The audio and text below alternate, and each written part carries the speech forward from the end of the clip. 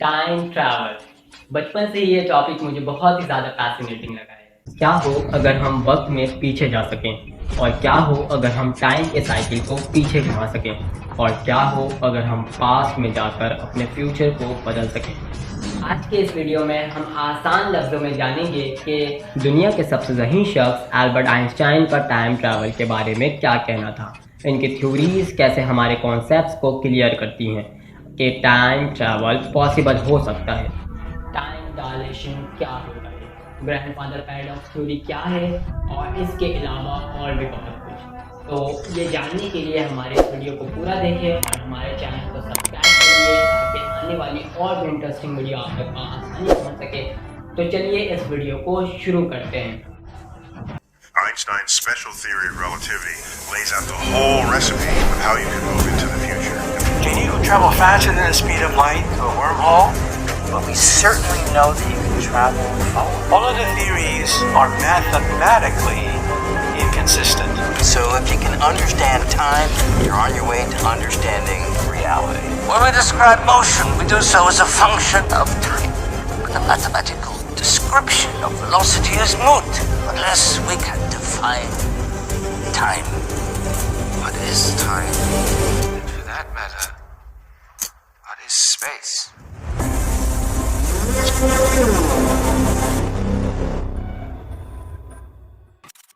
क्या टाइम में सफ़र करना पॉसिबल है?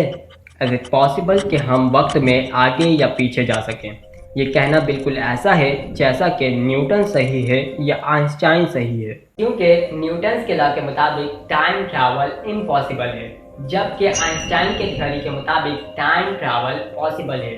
सिर्फ कुछ कंडीशंस हैं। मिचियो काकू एक अमेरिकन थ्योरेटिकल फिजिसिस्ट हैं जिन्होंने अपनी एक वीडियो में टाइम ट्रैवल को बिल्कुल आसान वे में एक्सप्लेन किया है। वो कहते हैं न्यूटन ने टाइम को एक एरो की तरह इमेजिन किया है, जिसे एक बार छोड़ा तो वो सिर्फ सीधे ही सेम डायरेक्शन में ट्रैवल करेगा। चाहे फिर आप इस एरो को अर्थ पर छोड़ें या फिर किसी भी बुलंद जगह पर छोड़ें या फिर किसी और प्लेनेट पर छोड़ें, ये एरो बिल्कुल सेम स्पीड के साथ और सेम डायरेक्शन में ट्रैवल करेगा। दरअसल न्यूटन ये बताना चाहते थे जैसे तीर कमान से निकलकर वापस कमान में नहीं जा सकता, जैसे बंदूक से गोली निकलकर वापस बंदूक में नहीं जा सकती, वैसे टाइम भी बिल्कुल इस एरो की तरह है जो कि दुनिया के बनते ही छूट गया है, जो कि सिर्फ अब आगे की तरफ ही जा सकता है, पहले पास्ट फिर प्रेजेंट और फिर फ्यूचर। इसका ये मतलब है कि हम प्रेजेंट से पास्ट में ट्रैवल करके नहीं जा सकते हैं और ना ही प्रेजेंट से फ्यूचर में ट्रैवल करके जा सकते हैं। लेकिन आइंस्टाइन कहते हैं कि ये पूरा सच नहीं है।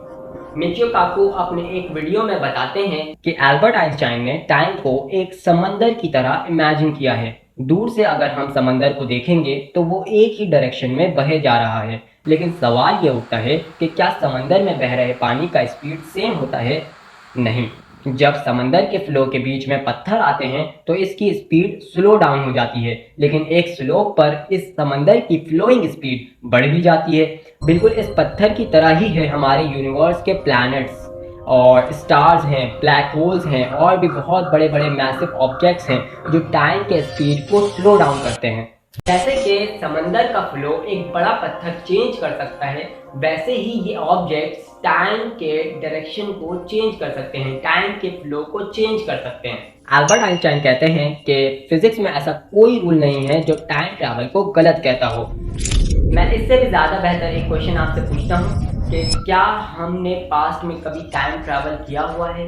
क्या हमारे आबा व अजदाद, हमारे एंसेस्टर टाइम ट्रैवल कर सकते थे? 1905 में आइंस्टाइन ने special theory of relativity publish की, जिसमें इन्होंने कहा कि टाइम और स्पेस एक दूसरे से लिंक्ड हैं। जब हम ज़्यादा स्पीड से ट्रैवल करते हैं तो हमारे लिए टाइम धीरे धीरे यानी स्लो गुजरता है, या फिर अगर हम किसी ऐसे ऑब्जेक्ट्स के नज़दीक हों जिसकी ग्रेविटी बहुत ज़्यादा है तो हमारे लिए टाइम स्लो हो जाता है।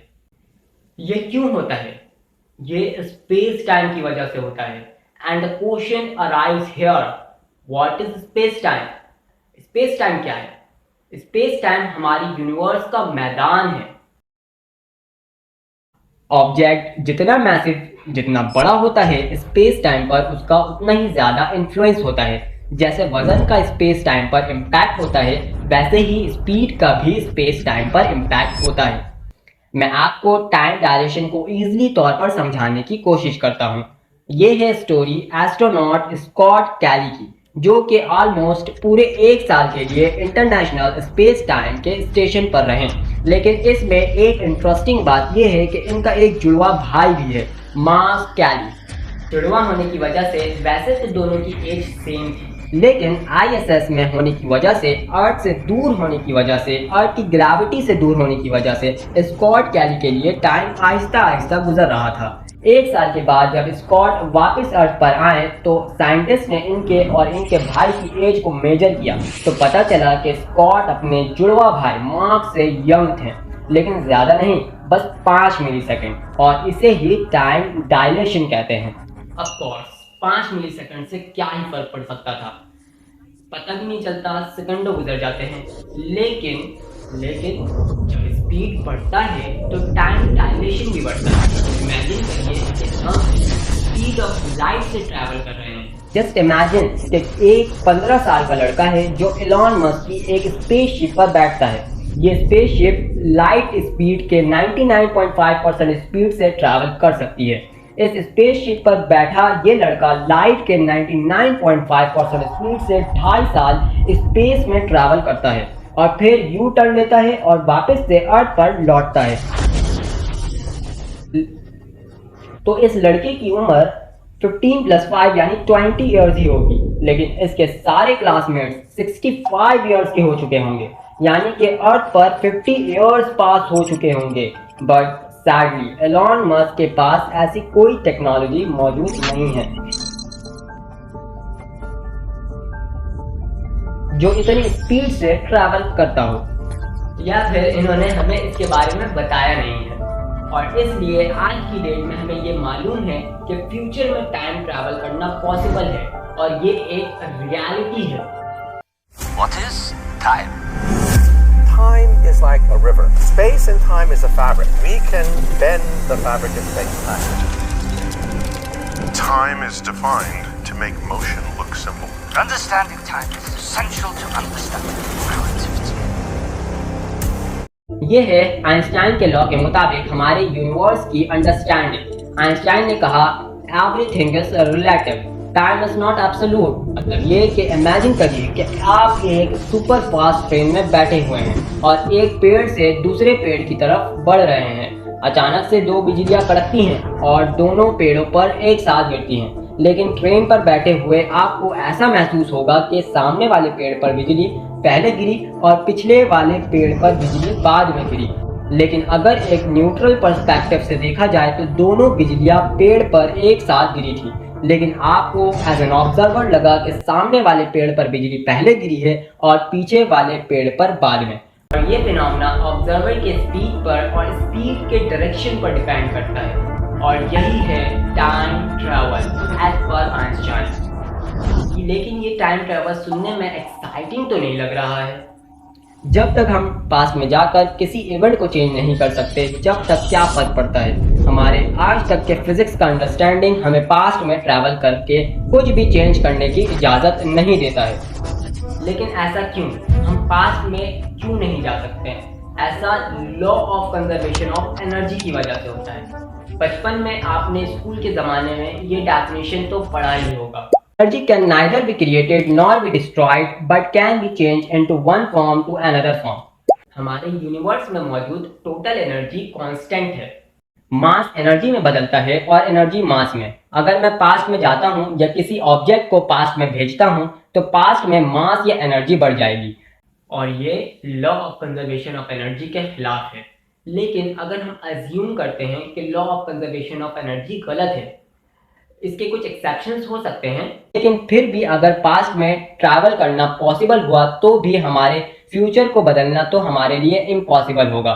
सपोज करिए मैं 100 साल पीछे जाता हूं और मेरे ग्रैंडफादर को मेरे फादर के बर्थ से पहले ही मार देता हूं, तो यहाँ पर एक पैराडॉक्स क्रिएट हो जाता है, यानी मेरे फादर का बर्थ हुआ ही नहीं तो पास्ट में ट्रैवल करने कौन गया? और अगर पास्ट में कोई गया ही नहीं तो मेरे फादर के बर्थ को रोकने के लिए मेरे ग्रैंडफादर को मारा किसने?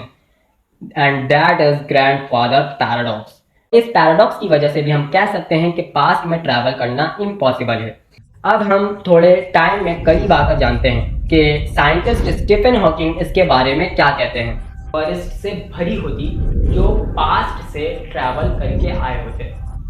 पास्ट में ट्रैवल करना हमारे लिए बहुत सारे क्वेश्चंस लाता है, तो इन क्वेश्चंस का जवाब मैं अगले वीडियो में दूंगा। तो आज तक के लिए बस इतना ही, मिलते हैं एक नए वीडियो के साथ। हमारे चैनल को सब्सक्राइब करिए, इस वीडियो को लाइक जरूर करिएगा। अल्लाह हाफ़िज़।